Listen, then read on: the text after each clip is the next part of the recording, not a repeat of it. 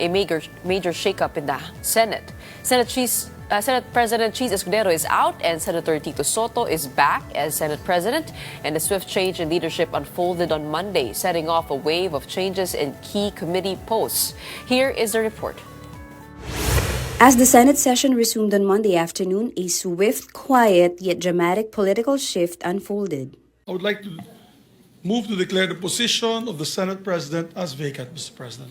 Without hesitation, in the very first minute of session, Senator Mig Zubiri moved to declare the post of Senate President vacant.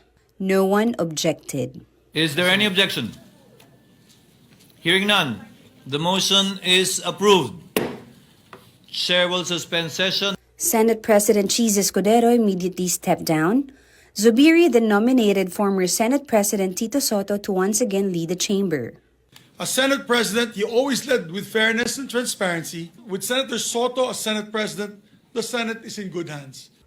Senator Lauren Legarda seconded the nomination.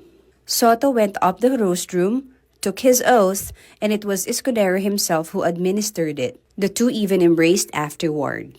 I, Senator C. Sotto III, having been elected to the position of Senate President, that I will well and faithfully discharge, to the best of my ability, the duties of my present position, so help me God. Congratulations, Citizen. Thank you, sir.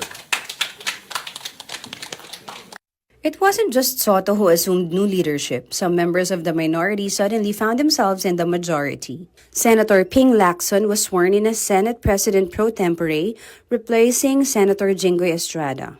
Zubiri, meanwhile, took over a majority leader, replacing Senator Joel Villanueva. In an ambush interview, Sotto confirmed that 15 senators backed him. This Senate will remain cooperative, but independent, balanced, transparent, and sincere. No direct explanation was given as to why Escudero was ousted. But in Sotto's speech, the hint was clear: corruption. Our people are enraged of corruption. The failed flood control projects that's supposed to protect the lives, livelihood, and properties of our countrymen, the dilapidated classrooms for our students.